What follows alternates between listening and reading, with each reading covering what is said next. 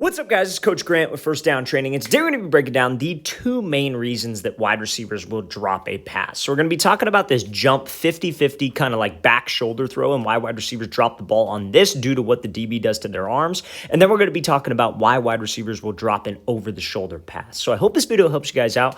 Hope it teaches you a few things just about hands, how you guys can catch the ball a little bit better, and what you can do to be more consistent. Now, also, fellas, if you're a wide receiver and you want to improve your route running and your press releases and also get specific drills to improve your hands, check out that very first link in the description below, you guys, for our 8-week wide receiver on-field workout plan. What it is, it's 8 weeks of specific daily workouts for wide receivers to do on the field. We give you all the route running drills, press release drills, everything you need to do, all mapped out for 8 weeks with the exact sets, reps, and examples of each exercise. So check out that very first link below if you're interested in that. Let's get started with this video. So this is going to be a back shoulder throw here, and so many wide receivers will drop the ball in this situation because they don't do what this wide receiver, or what they do what this wide receiver does. Is that when this ball is thrown back shoulder, jump ball above the rim, the main thing is you got to go up strong, right? You have to secure the ball, you have to look the ball in, but that's not the reason why wide receivers will drop this. They drop the ball on the way down because this DB is able to make a play. Now you might say, oh, that's not really a drop. The DB knocked the ball out of his hands. He got a PBU, a pass breakup.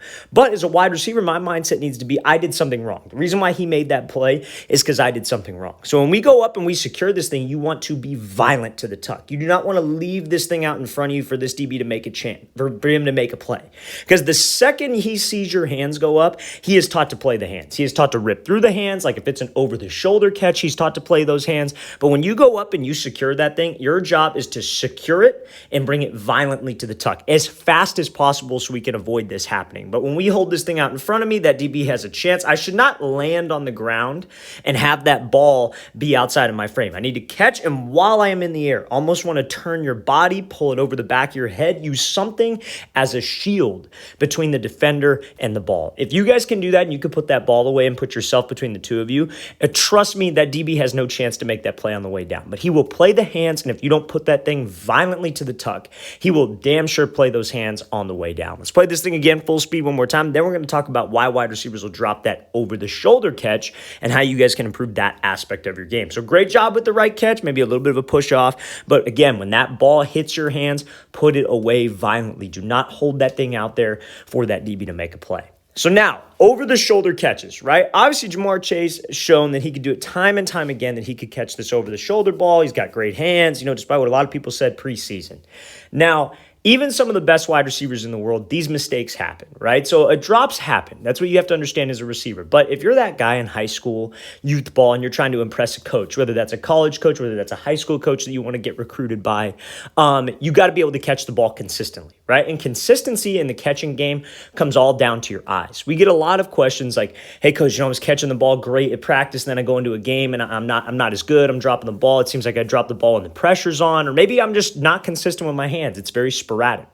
How to be more consistent is to trust your eyes. And what I mean by that is seeing the ball hit your hands, especially in these over-the-shoulder situations. So Chase ends up dropping this pass simply because he does not look it all the way in and have this picture frame catch. Now, obviously, Jamar Chase, great wide receiver, not saying anything by that. Just this is something that we could all learn from. Sometimes you learn from the great things that some of these NFL players do, and then sometimes you learn from their mistakes because you realize they're just human. They're just like everybody else. They have drop passes, and just knowing the reason why they dropped it is going to help you out in turn. So when that ball hits your hands like so, you have to see the thing hit your hands. You see how Chase's eyes are up as that ball is hitting his hands? That is what causes drops for every single receiver on this type of throw at any level, whether you're playing youth ball all the way up to the professional level. You have to track that thing down to your hands. You have to take that picture of the ball with your eyes. You want to pretend your eyes are a camera and you are trying to take a picture of the ball. If you can do that consistently, you will not drop this over the shoulder pass. You could be late with your hands. You could catch it. You could show your hands late so this DB doesn't make a play on it. You could put the ball quickly to the tuck, but if you don't see it hit your hands, there's not that split second where you take that picture, DB's going to be all over it. Now, here's the other thing too, fellas.